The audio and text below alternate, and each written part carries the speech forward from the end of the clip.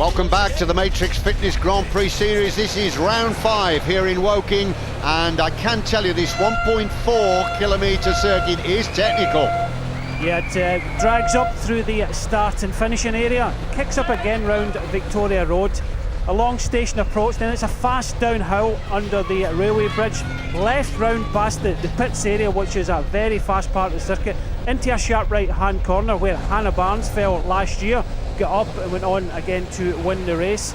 Left onto Victoria Way, does a dog leg back up through the start finishing area, so a very technical circuit, and this is the dog leg here, drags up all the way to the finish.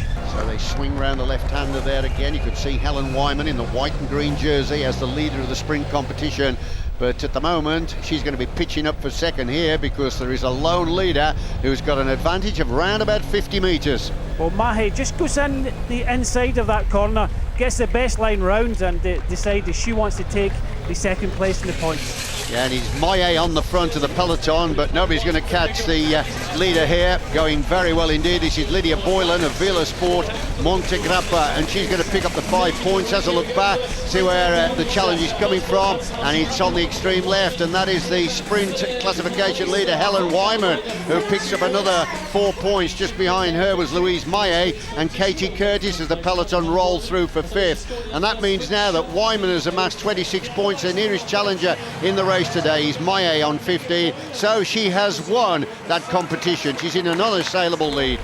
Curtis on the right there, setting herself up for a lead out for her team leader Rowe, and Story looking to do a similar. Oh my goodness me, look at this, back markers. Now this could cause a real problem in the finishing sprint as they try to find their way round. And you could see Curtis literally shouting, "We're coming by," and also telling Eileen Rowe to follow her. Well, this is a really important sprint now, and all these back markers are getting in the way. It's becoming very hectic.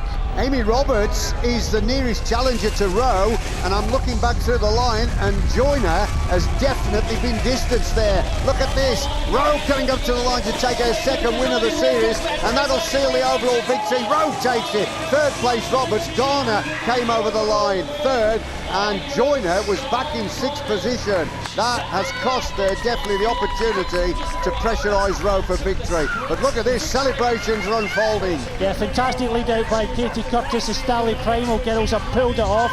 Aileen Rowe wins the series, but disappointing in the end for Charlene Joyner, getting caught up with the back markers there. You can just see the joy in her face. She comes across the line, punches the air, punch in the air again. It's Katie Curtis. What a performance there from the girls in white and red. Pearl Izumi Sports Tours International topped the overall team standings, 58 points ahead of runners-up Matrix Fitness Forpine. Starley Promal Price Cycling with third. Welcome back to round 9 of the Pearl Izumi Tour Series.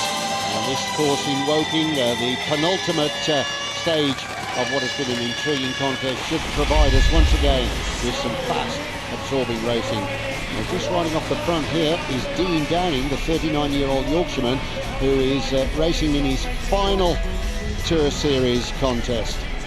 Well, this course here in Woking has suited Dean Downing in the past as he heads up the small climb in Victoria Road. He soon be onto station approach, then we get the fast downhill under the railway bridge and a very fast left-hand turn onto a sharp right-hander, then they head by the pits area onto Victoria Way, and then we get dog leg back up to the start finishing area. Well, round this dog leg and the long drag up towards the start finishing area for this sprint.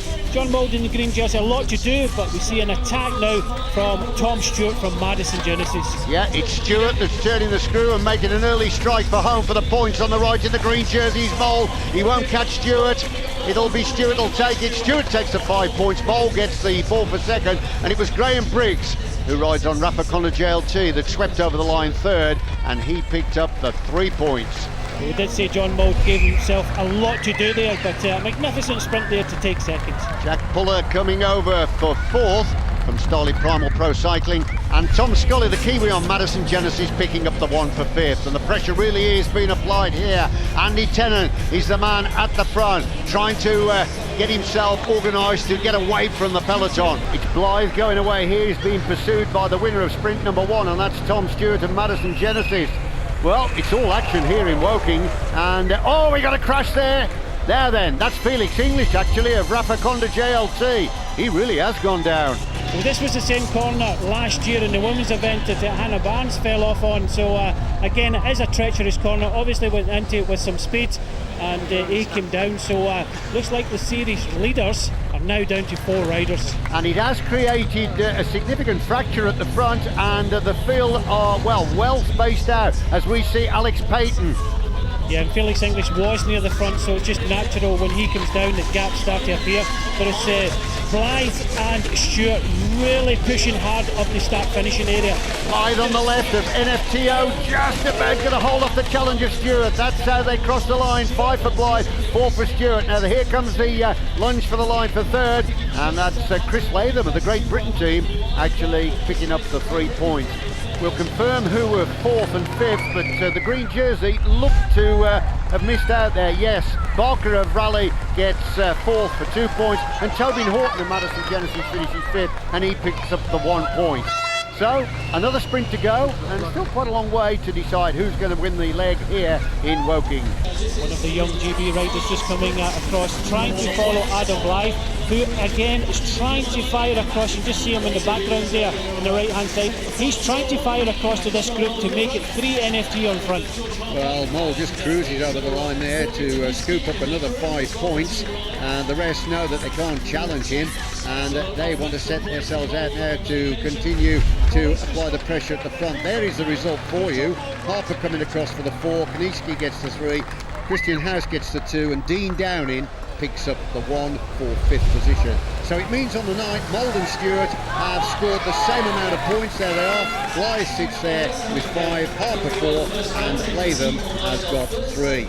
So the overall standing, 69 points to 47. House is nearest challenger to MOULD. So MOULD, with that emphatic lead, has won the competition outright with still 1 more round to go.